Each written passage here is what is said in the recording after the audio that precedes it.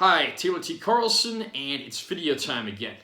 I just did a video ranking the top MCU villains, and today I'm going to do something a little different. I'm going to do a list ranking the top MCU support characters. These are characters that are on the side, helping our heroes. They may be a hindrance to them in some ways. It all depends on the circumstances, but basically these are characters that are helping the heroes. They're not the main characters, but they're integral to the main characters in one way or another, and they definitely deserve a shout-out. Now, I'm only including characters from the films here, not the TV shows. If a character's in the films and a TV show, that's fine. And then I'm also not including Nick Fury. I think he's main enough of a character that he doesn't belong on this list because he usually gets top billing in the movies anyhow. Anyway, let's go ahead and get started. At number 10 on this list, I have Happy Hogan, as portrayed by Jon Favreau. Jon Favreau directed the first two Iron Man movies and also appeared in the 2003 Daredevil film, so he's no stranger to the world of Marvel. Happy Hogan is Tony Stark's chauffeur, best friend, and a lifelong companion. When you're Tony Stark's friend, you're going to get perks, but you're also going to be in danger a lot of the time, and we see Happy in all of those situations and then some. We even get to see him trying to hold his own in some fight sequences, often with hilarious results. And when he's nearly killed in a bomb blast in Iron Man 3, Tony Stark's reaction to the news pretty much explains just how close this guy is to him. He's largely a comic relief character, but he also adds a lot of gravitas to the story, and Jon Favreau plays him excellently. It's especially nice seeing him become a mentor to the young Peter Parker Spider-Man in some of the more recent films. Number 9 on this list, we have MJ or Michelle, as portrayed by Zendaya. The Mary Jane Watson of the older Tobey Maguire Spider-Man films was played by Kirsten Dunst, definitely a little more traditional and closer to the comics. I liked her in the first one of those movies, but by the sequel, she'd become so irritable, I was really hoping the villains would just kill her and get it over with. No disrespect to Kirsten Dunst, who's a very good actress. But I love this new take on the character. I kind of like how the more recent Spider-Man movies are trying to modernize the character and all the characters within that particular universe.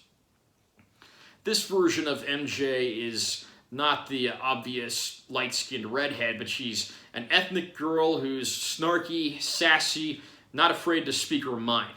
Spider-Man needs to have a love interest that he can bounce off of, who's not afraid to stand up for herself in the face of danger and to speak her mind and do what's necessary, and Zendaya plays this part perfectly. I'm really eager to see where things go between these two in the third solo Spider-Man movie in the MCU. At number 8 on this list, we have Howard Stark.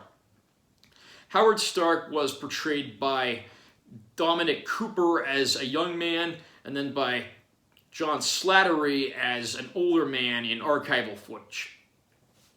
He, of course, is the father of Tony Stark, and when we see him in the first Captain America movie, we see him, some of his inventions and some of the stuff he does for the group that's the precursor to the organization that would later be called S.H.I.E.L.D.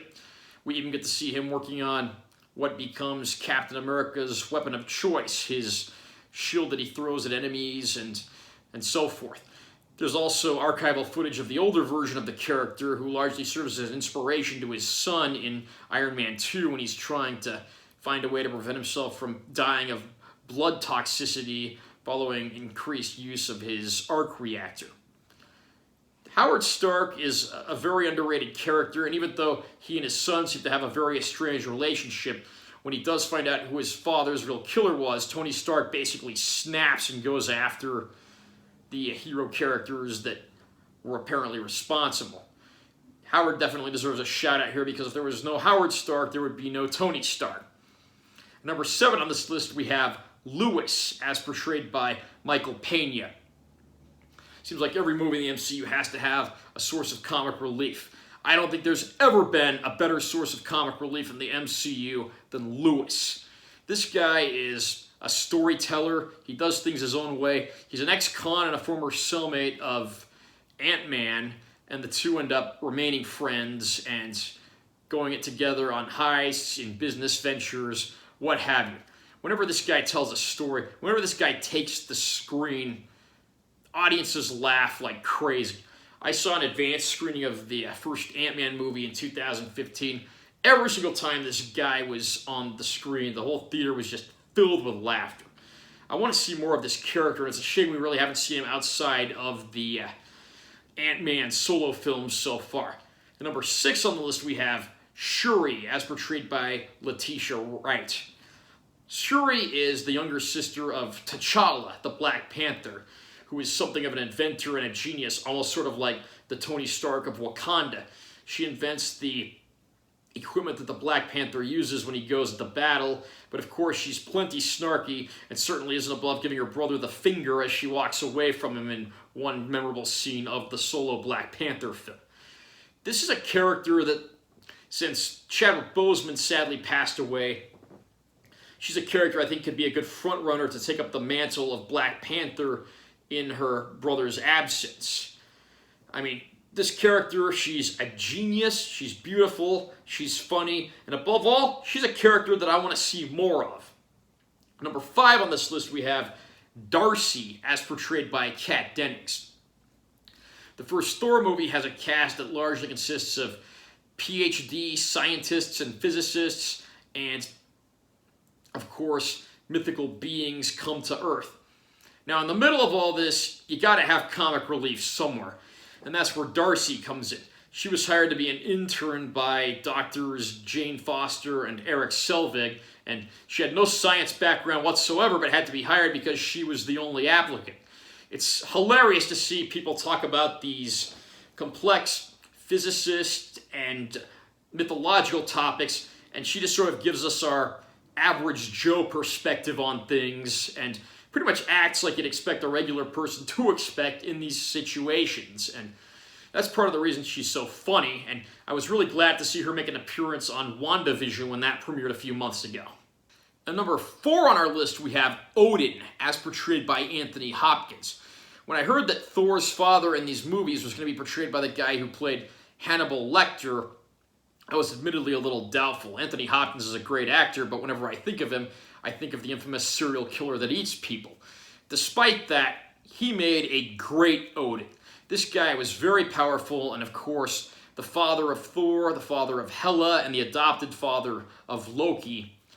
This guy's not afraid to stand his ground and keep Thor in line when he goes out and does what could potentially spark war between the various realms of which Asgard is part. Anthony Hopkins always gives a great performance in any role he's a part of, and it's so nice to see someone like this be a foil to the young, aggressive, arrogant Thor, and he certainly puts him in his place on more than a few occasions, which I would argue is needed. At number 3 on our list, we have Peggy Carter, as portrayed by Hayley Atwell. Peggy Carter was a British agent working with the organization that would become S.H.I.E.L.D. She becomes sort of a love interest to Steve Rogers, a.k.a. Captain America. And unfortunately, Captain America is literally put on ice at the end of the first Captain America movie. She, on the other hand, continues to do her own thing and grows older but remains part of S.H.I.E.L.D., one of its most integral members. Eventually, after Steve is unfrozen, she does die of old age, which is a true tragedy for Steve. But the fact that he wanted to go back and relive his life with her after the events of Avengers Endgame speaks for itself, to just how big of an impact she had on his life. At number 2 on our list, we have Pepper Potts, as portrayed by Gwyneth Paltrow. Tony Stark is a chauvinistic millionaire playboy who always gets himself into trouble and has way too many vices. Do you think anybody would stick by a guy who has a drinking problem and just about every other problem under the sun? Well, I'm happy to say that Pepper Potts did, and that's part of the reason that Tony Stark got his life together, devoted himself to protecting and helping others, and of course eventually marries her and has a child with her. Sadly, he does end up losing his life in Avengers Endgame, so she's left a widow. But it's good to see that there's one woman out there who can keep Tony Stark on a leash and keep him from going out and getting himself killed. And the number 1 supporting character in the MCU is Phil Coulson, as portrayed by Clark Gregg.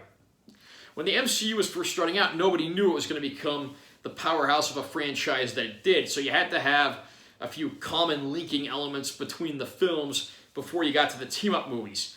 That's where Agent Phil Coulson comes in. At first, he seems like this typical uptight government guy who doesn't really care about anyone, but it's not long before he's putting himself on the line to help our fellow heroes throughout these movies, and he even ends up meeting his end at the hands of Loki, dying a hero's death trying to do what's right to stand up in the face of danger. Whether he's dead or not is debatable based on whether or not Agents of S.H.I.E.L.D. is canon, but I like to believe that he went out with a bang in the first Avengers movie because that's a true hero's death, and it shows just how much this guy cared about the heroes and did what was necessary to bring them together.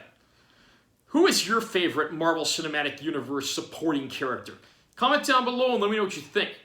Also, remember to subscribe to this channel for more content because new videos are always going up. And give this one a like if you found it helpful. I'm Taylor T. Carlson. See you next time.